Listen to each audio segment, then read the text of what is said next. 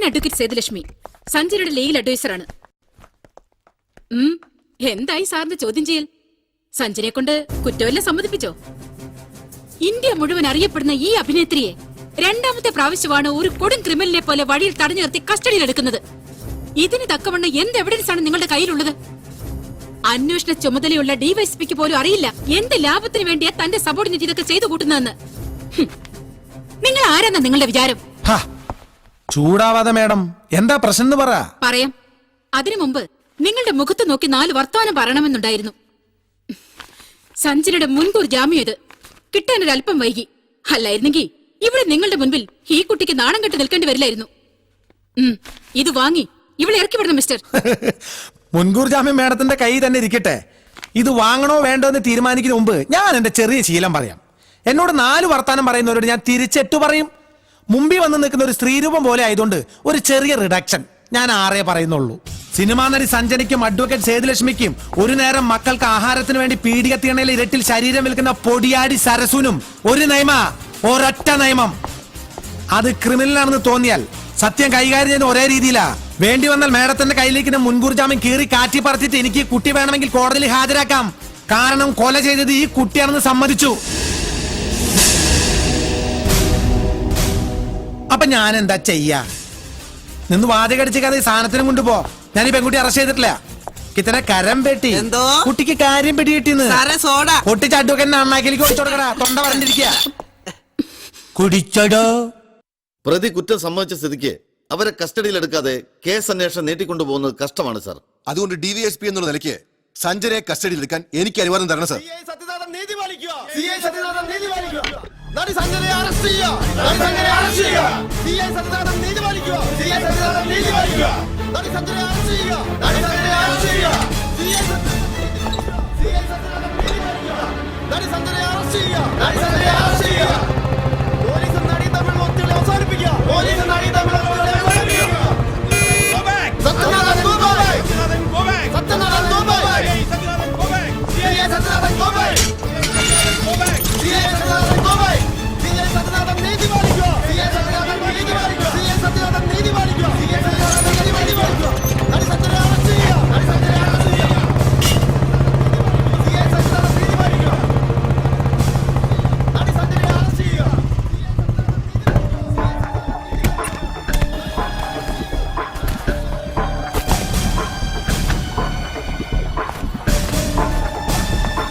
ജനം വയലന്റാണ്.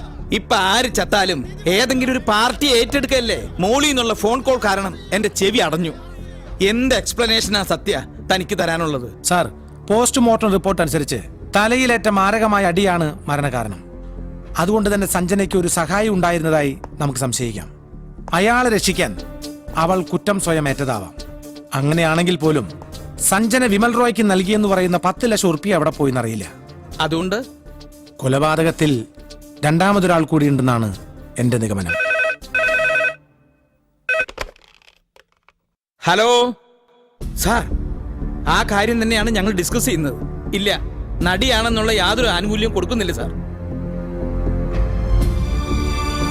നഗ്നമായ നിയമലംഘനമാണ് CI സത്യനാഥൻ നടത്തിയിരിക്കുന്നത്. കൊലപാതകം ചെയ്തത് നടി സഞ്ജനയാണെന്ന് വ്യക്തമായിട്ടും അവരെ അറസ്റ്റ് ചെയ്യാതിരിക്കുന്നത് ഈ അമ്മയുടെ കണ്ണീരിനോട് കാണിക്കുന്ന അവഹേളനമാണ്. ഇതിങ്ങനെ തുടർന്നു പോകാൻ നമുക്കാവില്ല. ശക്തമായ ഒരു പ്രക്ഷോഭ പരമ്പര തന്നെ തുടങ്ങാൻ ഈ ആക്ഷൻ കൗൺസിൽ തീരുമാനമെടുത്തിരിക്കുകയാണ്. വിമൽ റോയെ കൊന്നത് സഞ്ജനയാണെന്ന് ഉറച്ചു പറയാൻ എന്താ കാരണം? ആക്ച്വലി ആ ചെറുപ്പക്കാരന്റെ കയ്യിൽ സഞ്ജനയുടെ കുറെ വൃത്തികെട്ട ഫോട്ടോസ് ഉണ്ടായിരുന്നു. ഞാൻ കണ്ടതാണത്. സിനിമയിൽ വരുന്നതിന് മുമ്പ് എവിടൊക്കെയോ അഴിഞ്ഞാടി നടന്ന കാലത്തുള്ളത്. അത് കൈക്കലാക്കാൻ വേണ്ടി അവൾ അവരെ തട്ടിയത് തന്നെ ഉറപ്പാ. പോലീസ് ഓഫീസർ എന്നോട് ചോദിച്ചപ്പോ ഞാൻ ഇതൊക്കെ അയാളോട് പറഞ്ഞതാ. പിന്നെന്താ അറസ്റ്റ് ചെയ്യാത്തെന്ന് ചോദിച്ചു കഴിഞ്ഞാ എനിക്കറിയില്ല. എന്തെങ്കിലും അഡ്ജസ്റ്റ്മെന്റ് കാണും.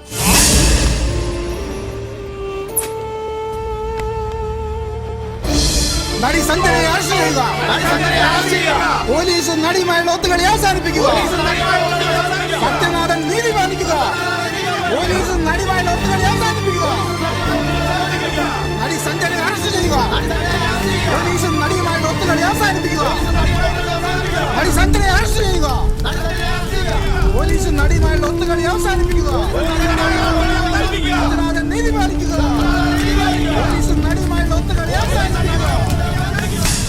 More explanations. പ്രതിയെ ഉടനെ അറസ്റ്റ് ചെയ്ത് കേസ് ചാർജ് ചെയ്യണം. സാർ എന്ത് ഈ പറയണത്? ഇപ്പോഴത്തെ അവസ്ഥയിൽ കേസ് കോടതിയിലെത്തിയാൽ അത് തള്ളിപ്പോകും. പതിവ് പോലെ കേരള പോലീസിനെ കുറെ ശകാരിച്ചിട്ട് അവർ വേറെ അന്വേഷണ ഏജൻസിയെ ഏൽപ്പിക്കും. അല്ലെങ്കിലും അത് തന്നെയാണ് സംഭവിക്കാൻ പോകുന്നത്. 24 മണിക്കൂറിനകം അറസ്റ്റ് നടന്നില്ലെങ്കിൽ വേറെ ഏജൻസിയെ കൊണ്ട് അന്വേഷിപ്പിക്കാനാണ് തീരുമാനം. സാർ, ഒരാഴ്ച കൂടി, 7 ദിവസം, അതിനുള്ളിൽ കേസ് ഞാൻ തെളിയിക്കും. ഒരാഴ്ചയൊന്നും പറ്റില്ല. 24 മണിക്കൂറിനകം നിനക്ക് എന്ത് ചെയ്യാൻ പറ്റും അത് പറ. 24 മണിക്കൂറിനകം എനിക്ക് ചെയ്യാൻ പറ്റാവുന്നത് ലീവ് എടുത്ത് നാട്ടിൽ പോകാനേ പറ്റൂ. എന്നാ പിന്നെ അത് തന്നെയാ നല്ലത്. കൊള്ളാം സാറേ. മര്യാദയ്ക്ക് നാട്ടിൽ കിടന്ന് എന്നെ ഉപദേശിച്ച് പൊക്കിയെടുത്ത് ഇവിടെ കൊണ്ടുവന്ന് ഞാനായിട്ട് സൃഷ്ടിച്ച കേസ് ഇത്രയും ഒക്കെ ആക്കി വെച്ചിട്ട് ഇപ്പതേ തിരിച്ചു പൊക്കോളാൻ. ഇപ്പൊ സത്യനാഥൻ ആരായി സാറേ? SP Philip Tharakan sir. ശരി sir, okay.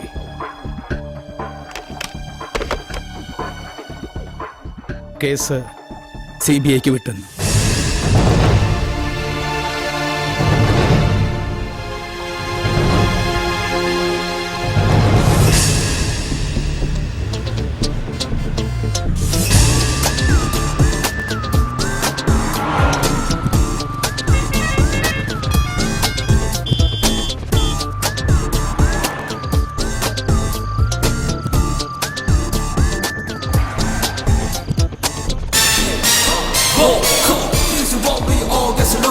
She's the one, yeah, she's the one, come on. The way she looks is just my own. Hold your breath and hey, yeah, come on.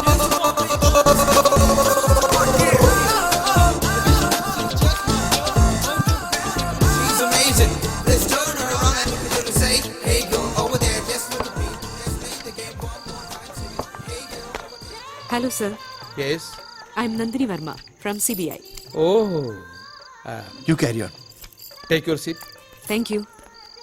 Vimal Roy വധക്കേസിന്റെ അന്വേഷണം ഒരു ലേഡിക്കാണെന്ന് കേട്ടിരുന്നു. പക്ഷേ ആളിത്ര ചെറുപ്പാണെന്ന് കരുതിയില്ല. സർ, എനിക്ക് ഈ കാര്യത്തിൽ കേരള പോലീസിന്റെ എല്ലാ ഹെൽപ്പും വേണം. തീർച്ചയായും ഈ കേസിൽ നിങ്ങളെ ഹെൽപ്പ് ചെയ്യാൻ പറ്റിയ ഒരാള് CI സത്യനാഥനാണ്. ഹൈവേ സൈഡിൽ കണ്ടെത്തിയ ഡെഡ് ബോഡി സാധാരണഗതിയിൽ മെഡിക്കൽ വിദ്യാർത്ഥികൾക്ക് പഠനത്തിന് വിട്ടുകൊടുക്കുന്നതോടെ അവസാനിക്കേണ്ട ഒരു കേസ്. അത് ഇത്രയും ആക്കിയത് സത്യനാണ്. കേസ് തെളിയിക്കാൻ 7 ദിവസം കൂടെ സമയം നൽകണമെന്ന് സത്യൻ എന്നോട് ആവശ്യപ്പെട്ടതാ. പക്ഷേ 7 ദിവസം കൊണ്ട് ഈ കേസ് തെളിയുമായിരുന്നെങ്കിൽ അയാൾക്കത് നേരത്തെ ആകരുതായിരുന്നു. അതെ, എന്നാലും മർഡറിന്റെ ഫുൾ ഡീറ്റെയിൽസുമായി ഞാൻ സത്യനെ നിങ്ങളുടെ ഓഫീസിലേക്ക് അയക്കാം. എന്തു പറയുന്നു? Okay sir. Anyway, best of luck. Thank you sir. ആദ്യം ചോദ്യം ചെയ്യേണ്ടവരുടെ ഒരു ലിസ്റ്റ് തയ്യാറാക്കണം. സഞ്ജനയിൽ നിന്ന് തന്നെ നമുക്ക് തുടങ്ങാം. വാവ്, ഗ്രാൻഡ് ആയല്ലോ നമ്മുടെ താൽക്കാലിക ഓഫീസ്. മുകളിൽ താമസം, താഴെ office. Great. May coming? Yes. I am Sathyanathan. Vimal Roy വധക്കേസിന്റെ അന്വേഷണ ചുമതല എനിക്കായിരുന്നു. SP പറഞ്ഞിരുന്നു ഇങ്ങനെ ഒരാളെ കുറിച്ച്. വരൂ. മാഡത്തിന് എന്തോ ചോദിക്കാനുണ്ടെന്ന് തരകൻ സാർ എന്നോട് പറഞ്ഞു. എനിക്ക് ചോദിക്കാനൊന്നുമില്ല. നിങ്ങൾ എന്തൊക്കെയോ മഹത്തായ കണ്ടുപിടുത്തങ്ങൾ നടത്തിയെന്നോ 7 ദിവസത്തിനകം പ്രതിയെ കണ്ടെത്തുമെന്നോ ഒക്കെ തരകൻ സാർ പറഞ്ഞു. അതെന്താണെന്നറിയാൻ വരാൻ പറഞ്ഞതാ. മഹത്തായ കണ്ടുപിടുത്തങ്ങളൊന്നുമില്ല മാഡം, ചില സംശയങ്ങൾ. അതൊന്ന് ക്ലിയർ ചെയ്താൽ യഥാർത്ഥ കുറ്റവാളിയെ കണ്ടെത്താൻ കഴിയുമെന്ന എന്റെ വിശ്വാസം. ഓ, സംശയങ്ങളും വിശ്വാസങ്ങളും. ഈ വിശ്വാസം എന്ന് പറഞ്ഞാൽ കേരള പോലീസ് പൊതുവെ അന്ധവിശ്വാസികളാണല്ലോ. അതിന്റെ പുറത്താണോ 7 ദിവസം കൊണ്ട് എന്തോ ബ്ലാക്ക് മാജിക് കാട്ടി പ്രതിയെ കണ്ടെത്താമെന്ന് വീരവാദം അടിച്ചത്? Have A seat. പൊതുവെ കേരള പോലീസിന്റെ കയ്യിൽ നിന്ന് ഞങ്ങൾക്ക് ഒരു സഹായവും കിട്ടാറില്ല. പിന്നെ തെളിവുകൾ നശിപ്പിച്ച് പ്രതികളെ രക്ഷിക്കലാണല്ലോ നിങ്ങളുടെ പ്രധാന ഡ്യൂട്ടി. എന്താ, അങ്ങനെ വല്ല സഹായം ചെയ്തു വെച്ചിട്ടാണോ ഈ വരവ്? അങ്ങനെ കേരള പോലീസിനെ അടച്ചു കുറ്റം പറയരുത് മാഡം. ഞങ്ങൾ ഇട്ടിരിക്കുന്ന ഈ കാക്കിക്കുപ്പായം തെളിവുകൾ നശിപ്പിക്കാനോ പ്രതികളെ രക്ഷിക്കാനോ അല്ല, ജനങ്ങളുടെ ജീവനും സ്വത്തിനും സംരക്ഷണം നൽകാനാ. ഈ നാട്ടിൽ അധ്വാനിക്കുന്ന ജനം നികുതിയായി നൽകുന്ന വിയർപ്പിന്റെ മണമുള്ള നോട്ടുകളാ ഞങ്ങൾ ശമ്പളമായി എണ്ണി വാങ്ങിക്കുന്നതിന് ഉറച്ച വിശ്വാസമുള്ളവനാ ഞാൻ. Cool down mister Sathyanathan. ഞാൻ പൊതുവെ പറഞ്ഞതേ ഉള്ളൂ. ഞങ്ങൾ CBIക്കാർ കേരള പോലീസിന് ഒരു അബ്രിവേഷൻ ഉണ്ടാക്കിയിട്ടുണ്ട്. കേരള പോലീസിനെ കുറിച്ച് ഇത്തരം ഒരു മുൻവിധി വെച്ച് പുലർത്തുന്ന CBIയിൽ ഇതൊന്നുമില്ലേ? കോട്ടയത്ത് തിരുവസ്ത്രമണിഞ്ഞൊരു കർത്താവിന്റെ മണവാട്ടി കൊല്ലപ്പെട്ടിട്ട് വർഷം 16ആയി. വർഷാവർഷം മാറി വരുന്ന CBIക്കാരന്റെ കേസ് തെളിച്ചില്ല. എന്തിനാ കേസ് തെളിയിക്കുമെന്ന് തോന്നി ഓഫീസറെ പുകച്ചു പുറത്തിയാടിച്ചത്? ഇവിടുത്തെ പരമോന്നത കോടതി വരെ കുറ്റപ്പെടുത്തിയില്ലേ സെൻട്രൽ ബ്യൂറോ ഓഫ് ഇൻവെസ്റ്റിഗേഷനെ? ചൂടാവല്ല മാഡം, പഴയ കാലൊന്നല്ല.